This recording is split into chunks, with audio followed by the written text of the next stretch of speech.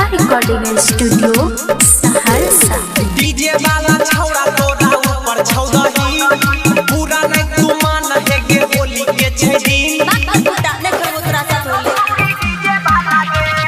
DJ वाला छौड़ा तोरा ऊपर छौदही पूरा नहीं तू मान है गे बोली के छै दिन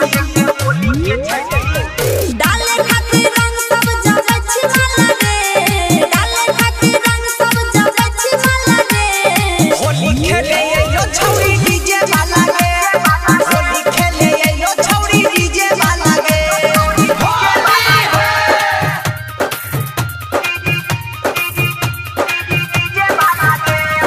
डीजे विकास।